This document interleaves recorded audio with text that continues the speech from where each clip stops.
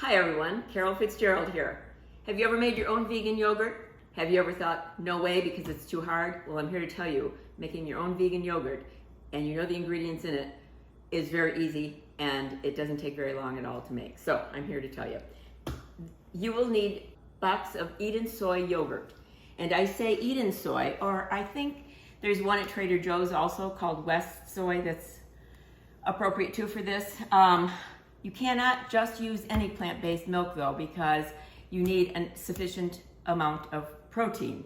This Eden soy and the West soy has 12 grams of protein in it.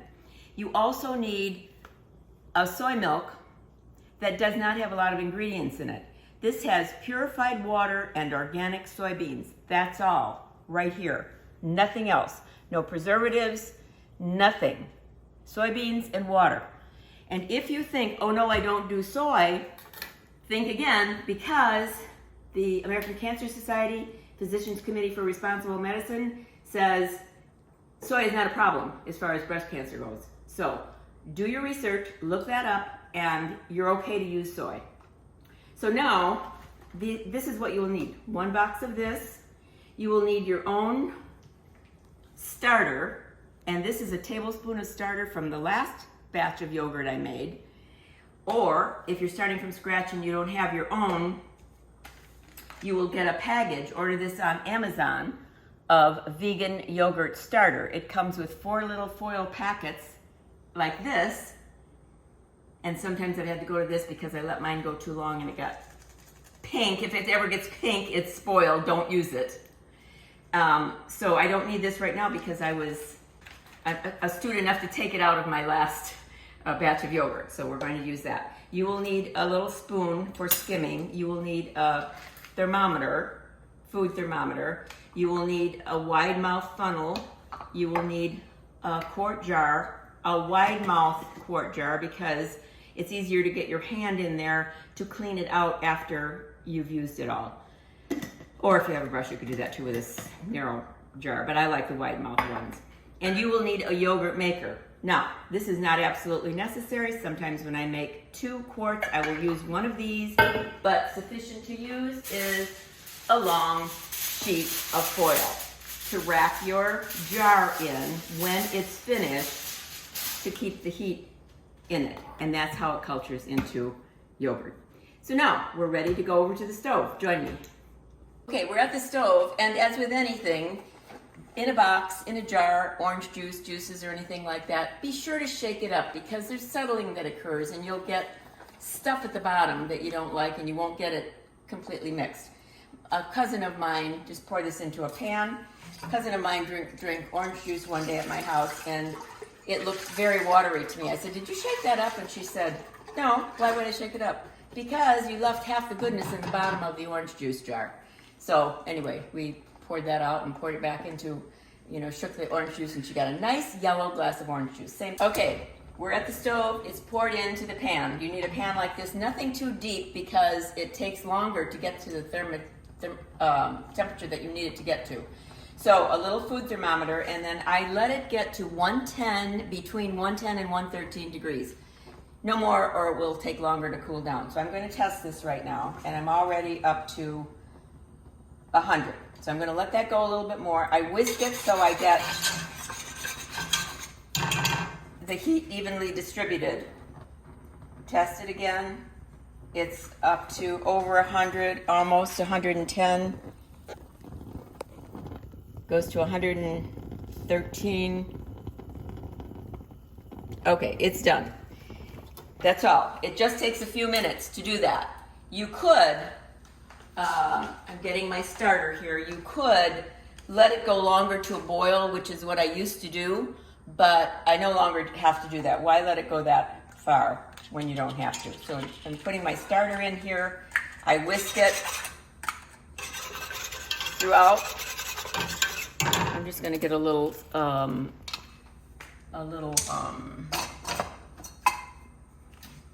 want to get every little bit out of here. My husband's cousin once said, when I said the mother was scraping things out of a can, I said she scraped and scraped and scraped and scraped that can until there was Her son said tin flakes in the food. So anyway, I like to get everything out. My mother always taught me to use the rubber scraper. Everything is well incorporated. Now we're going to take it over to the sink. I forgot to tell you earlier, you must have hot water in your jar just to keep the jar warm. Again, it's the heat. Pour that water out. You put your wide mouth funnel there and then start pouring in. And I hold the foam back as much as possible.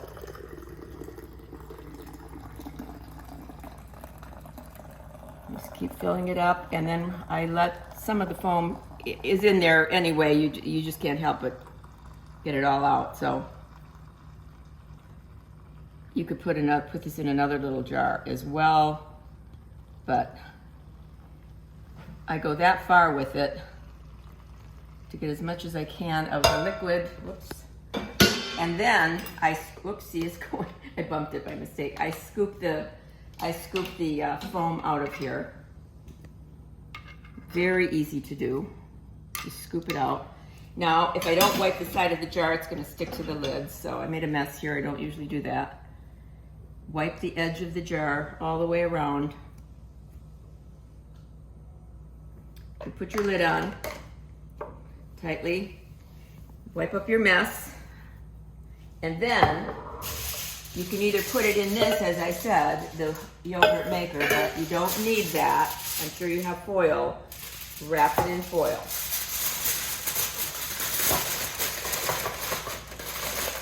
And you set this aside for at least 8 hours.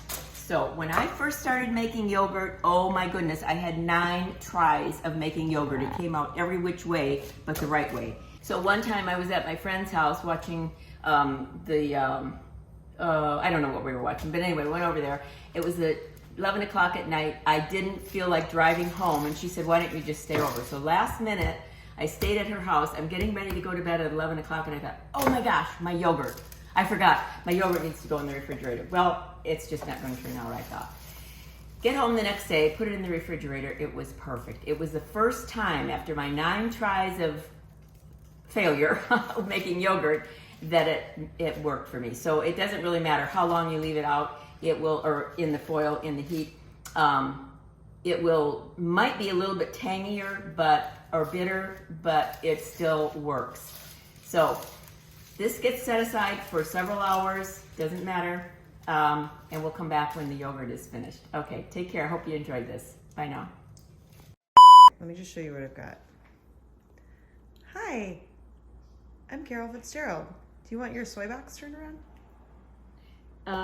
I put the yogurt in at 1:30 yesterday afternoon, and I woke up at 5 o'clock this morning and came out here and put it in the refrigerator. I did not want to put it in before I went to bed because I think I went to bed about 10:30 and I thought it was too early.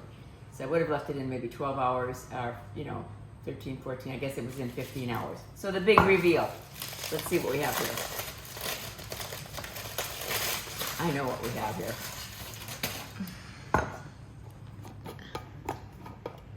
And it's yogurt. Okay, now see the liquid on there? You're gonna pour that off, drain it. However, every time you use it, let's look at this first. Look at that, fresh, homemade, vegan yogurt. Wow. Look at that, isn't it beautiful? So when you get your yogurt, now the next day, I'm gonna put the top back on. I'm going to put it back in the refrigerator, and when I get it out tomorrow morning, it's going to be filled with liquid. So you take, it's not real, it's kind of loose in there. You take your lid and put it halfway over it and drain it. If you don't, you might lose some of your yogurt.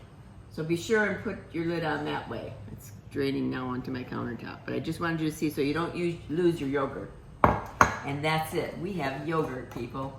Okay, thanks so much for watching. I hope you try this. If you try it, let me know, please, in the comments below. Okay? All right, take care. Bye now.